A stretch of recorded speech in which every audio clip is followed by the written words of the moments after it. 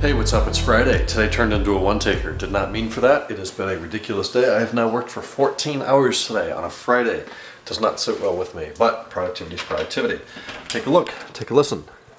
Can't see shit because it's dark out here, but things are wet. The rains are here. It is late January 2021, and it's about 6 weeks later than last year, but finally the rainy season is upon us. Is the rain needed? Yeah, everybody says so. I still don't like it. Anyways, shop day today, a busy one.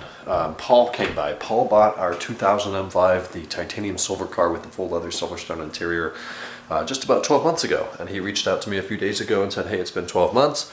I've driven the car 1,800 miles. Should we do an oil change? And I said, yeah, it's kind of recommended, like 7,500 miles or 12 months, whatever comes first. Recommend the 10W60 Castrol TWS.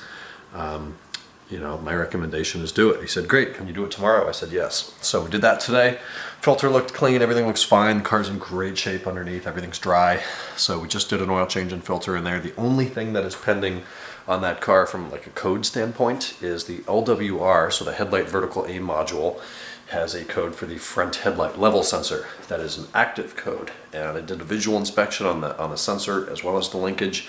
It's plugged in, the wiring looks fine, the linkage looks fine. It's probably a bad sensor.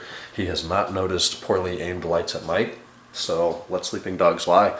I said, you know, if it becomes a problem, if nighttime drivability or visibility becomes a problem, bring it back, we'll change out the sensor, we'll be good to go. So that was job number one today. Job number two was a wheel customer in Las Vegas who's doing a B2B through me in Orange County, so I dealt with that. I wrote a couple of service estimates and invoices today and quoted a whole bunch of jobs today. And then I had Henry come down in at 3:30. He had an issue, ironically, with the headlight level sensor.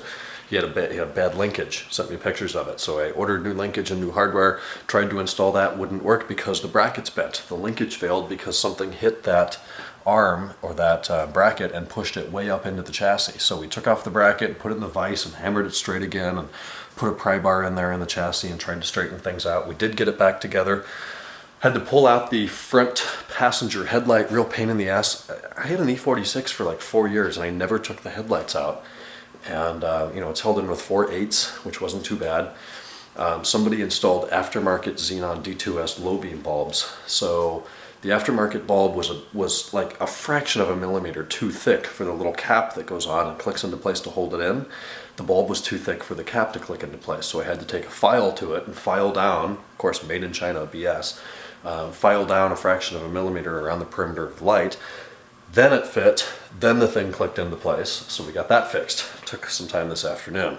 Other than that, we did a little bit of shop cleaning today. I got my car cleaned up. It's going to stay up there for the next few days in the rain here.